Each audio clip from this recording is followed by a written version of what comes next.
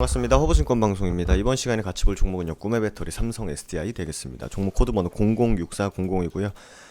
현재 9월 1일, 9월 첫날입니다. 네, 11시를 좀 지나가는 시점인데, 뭐 이렇게 모멘텀에는 큰 변화 없어요. 근데 이제 오늘 2차 전지 관련해가지고 리포트들이 좀 나와가지고 오늘 2차 전지 관련해서 영상 좀 올려드리려고 영상을 찍게 되었습니다.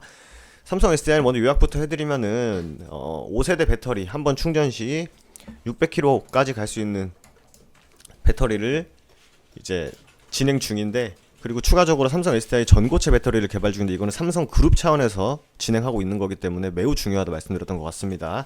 그래서 1회 충전 시 800km 이상도 가능하게 해주는 삼성 SDI 하면은 그냥 이거죠. 네.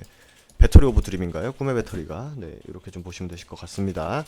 안정성도 높고 수명도도 높다, 이렇게 좀 보시면 되실 것 같고, 저번 영상에서 말씀드렸지만 연구개발 비용으로만 약 4천억 넘게 쓰고 있습니다. SDI가 전체 매출액의 8%니까 투자를, 이런 이 약간 사업을 하는 기업에서 투자를 늘린다는 건 그만큼 미래에 뭔가 이제 먹거리, 확실히 내가 이거에 대해서 확신이 어느 정도 있기 때문에 투자를 늘리는 거겠죠. 그래서 8%, 그러니까 기존 투자 금액보다 한 2%가 3%더 올랐죠. 그래서 내년 양산을 앞둔 5세대 배터리, 전기차 배터리 개발과 더불어 차세대 기술 투자 힘을 쏟으면서 연구개발 비용이 늘었다, 이렇게 좀 보시면 되실 것 같고, 내년 출시를 앞둔 5세대 전기차 배터리 하이니켈 급속 충전 하면서 기술의 투자를 많이 하면서 연구개발 비용이 늘어났다, 이렇게 좀 보시면 되실 것 같아요. 현재까지는 기술 선점이 중요하다고 하니까 공격적으로 투자를 하는 거다, 이렇게 좀 해석을 할 수 있을 것 같습니다. 기존 중대형 전지 니켈, 코발트, 망간 타입으로 양산하고 있지만 내년 생산되는 젠5 5세대 전지는 다르다.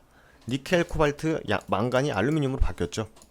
그러면서 니켈 비중을 높이면서, 니켈의 비중이 중요한 게 한 번 충전 시 얼마나 오래 갈 수 있는지가 중요한 게 바로 니켈의 밀도라고 말씀드렸던 것 같습니다. 그래서 뭐 정리해드리면은 뭐 크게 뭐 노이즈는 없다, 이렇게 좀 보시면 되실 것 같고, 리포트 한번 같이 읽어볼게요. 하반기 중대형 배터리 부분이 정상화됨에 따라 이 기여가 본격화될 것으로 판단한다. 그래서 이게 3분기 여기 어딨죠? 이거 있는데 뭐 3분기 자동차용 전지사업부 흑자 전환할 전망이다. 영업이익 30억으로 연간 기준 사상 처음 흑자로 전환된다 말씀드렸던 것 같습니다. 근데 여긴 또 4분기라고 바뀌어놨네요. 네, 에너지 저장 장치용 배터리의 경우는 2분기 흑자 전환 성공한 것으로 추정되고요. EV용 전기차용 배터리의 경우 유럽 고객사양 공급 물량 확대가 됨에 따라 4분기부터 흑자 전환할 것으로 기대가 된다, 이렇게 좀 보시면 될 것 같습니다. 전기차는 업황도 계속 말씀을 드렸기 때문에 내년부터 전기차는 유럽, 에너지 저장 장치는 미국 시장을 기반으로 고성장할 것이다. 네, 우리가 다 알고 있는 내용이죠. BMW랑 장기 공급 계약 맺었고, 폭스바겐 있고, 완성차 업체들을 고객사로 많이 보유를 하고 있다, 이렇게 좀 말씀드릴 것 같습니다. 그래서 우리가 방금 봤던 5세대 배터리는 니켈, 코발트, 알루미늄 소재가 적용됐다 때문에 에너지 밀도가 20% 정도 개선이 됐다. 다 우리가 아는 내용이네요. 특별한 건 없습니다. 예상 실적은 내년 예상 실적이 벌써 나왔네요. 예상 실적은 매출액이 전년 대비 17% 오르고 영업이익은 72% 정도 오르는 흑자 전환을 기반으로 본격적인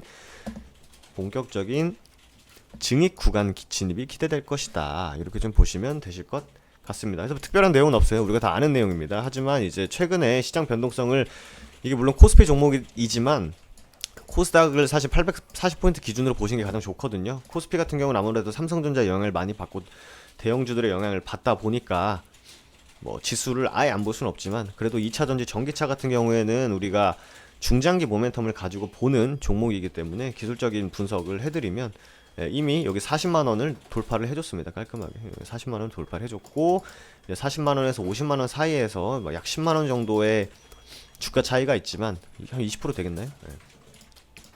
하지만 크게 무리는 없습니다. 지금 한 20% 정도의 박스권을 만들어 놓고 있는데, 결국 여기서 힘이 시작했던 구간, 이 약 42만원 구간을 꾸준히 지지하는 모습을 우리는 확인할 필요가 있습니다. 그래서 분봉상 보시면 결국 여기가 42만원에서 반등을 해주는, 왜냐면 여기서 힘이 시작한 구간이 42만원이기 때문에 42만원 구간에서 힘을 썼다는 것은 당연히 강력한 지지라인이 될 수 있고, 밑으로 이렇게 훅 꺼지면 여기 다시 저항 구간이 되겠죠. 하지만 42만원 밑으로 당장은 깨질 이유가 없기 때문에 강력한 지지 구간을 형성하고 있다 보시면 되십니다. 그리고 추가적으로 힘을 한번 써줬고 다시 힘을 쓴 구간이 약 44만 5천 원, 45만 원이기 때문에 여기서 반등 나오는 흐름까지 우리는 이해를 해야 돼요.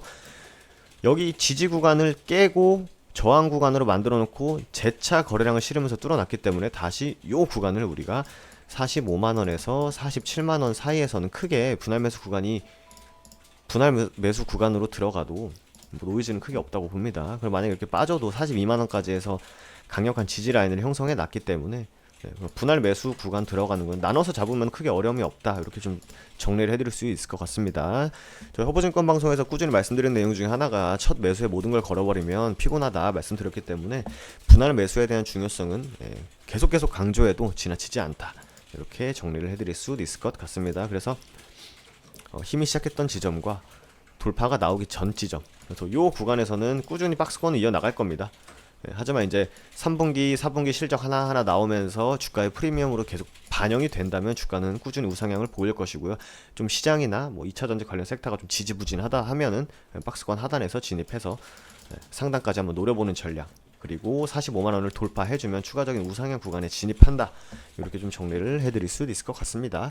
그래서 크게 무리는 없습니다. 시장 자체도 그렇고 2차전지 관련주들도 그렇고. 그래서 뭐 주주분들께서는 푸근하게 들고 가시면 되실 것 같습니다. 저는 또 다음 2차전지 영상에서 인사드리도록 하겠습니다. 감사합니다.